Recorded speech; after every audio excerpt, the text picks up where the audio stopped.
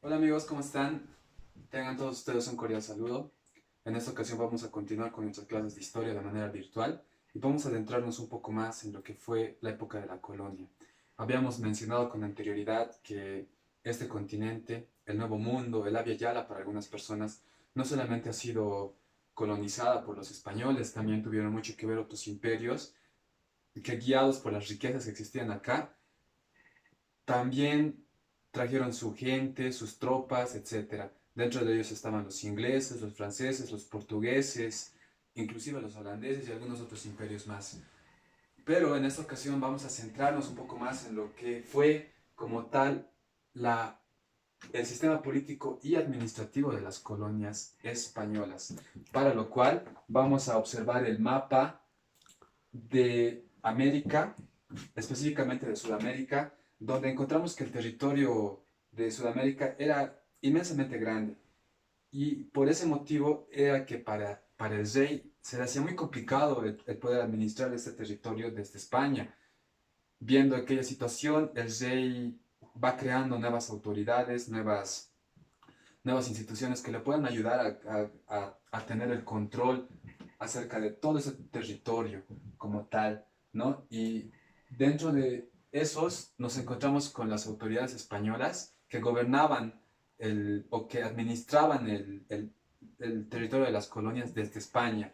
La máxima autoridad era el rey, justamente. El rey era la autoridad máxima, ¿no? Él tenía potestad, control absoluto sobre todo territorio de la corona española, ¿no? Y por esa potestad que tenía, él podía dictar leyes mediante las cuales él gobernaba como tal todo el territorio, todo el territorio perteneciente al reino español.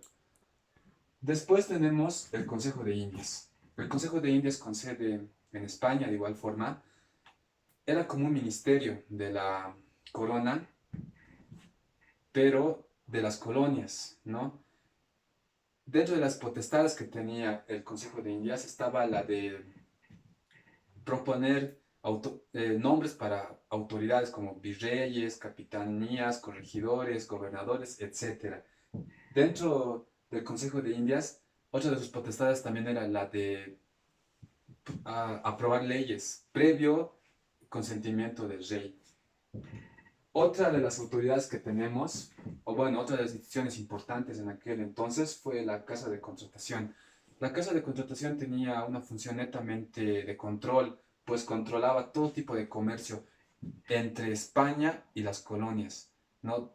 Ustedes saben que desde de los territorios de la colonia sustraían inmensa cantidad de riquezas, minerales, etcétera. Entonces, por ese motivo es que surgía la importancia de una casa que pueda controlar aquellos movimientos. Ahora, adentrándonos un poco a lo que fueron las autoridades dentro del continente americano, también encontramos muchas. Y una de las primeras fueron los adelantados. El adelantado como tal era, era el título que tenía un conquistador.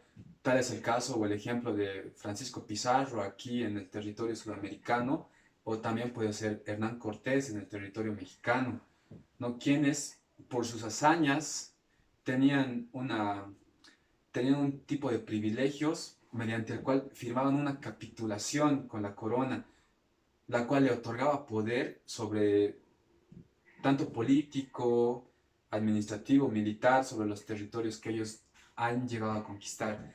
Otro, otra im- importante autoridad fue el virrey.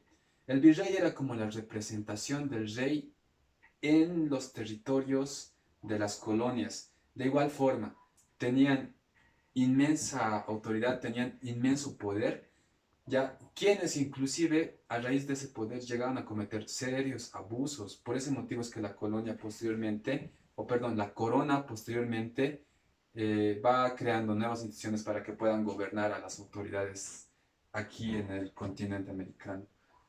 También encontramos a la audiencia. Una de las principales audiencias que existía aquí en el Nuevo Mundo fue la audiencia de Charcas, donde posteriormente fueron creadas o fueron creada, o fue creada el territorio el territorio de la nueva República de Bolivia, ¿no? La audiencia de Charcas ha llegado a tener importante influencia en aquel entonces, pues se encontraba a gran distancia del virreinato del Perú y también del virreinato de La Plata, por eso es que tenía cierta independencia y de igual forma no tenía poder judicial, inclusive ha llegado a tener poder político, administrativo y hasta militar, pues como les dije anteriormente, estaba medio alejado de los virreinatos, entonces por ese sentido tenía cierta independencia sobre sus territorios. Otra importante institución fue la Capitanía. Ya un claro ejemplo fue la Capitanía de Venezuela. El principal rol de la Capitanía era una organización militar. ¿Para qué? Para controlar en primera instancia las fronteras y también para controlar el comercio y el contrabando que existía en aquel entonces, para controlar posibles robos de piratas o de los contrabandistas que eran muy comunes en la época de la colonia. También hoy tenemos el cabildo. El cabildo era un consejo principalmente por vecinos. Los vecinos eran quienes conformaban el cabildo. Para ser parte del cabildo tenías que ser vecino, ¿no? Y generalmente este cargo era negociado, inclusive hasta llegaba a ser vendido. Por ese motivo es que los que eran miembros del cabildo cometían serios abusos, actos de corrupción, porque este cargo en muchos casos corría bastante dinero para que un ciudadano, un vecino de la ciudad pueda acceder, pueda tener el cabildo y por ende tenía también cierto poder e influencia en la sociedad.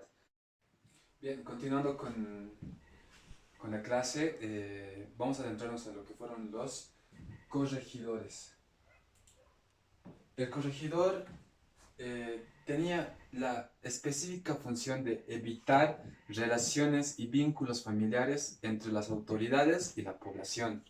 No era nada raro que en aquellas épocas haya gran cantidad de hechos poco comunes y poco legales, entonces el corregidor tenía esa función, ¿no? De evitar y controlar aquello.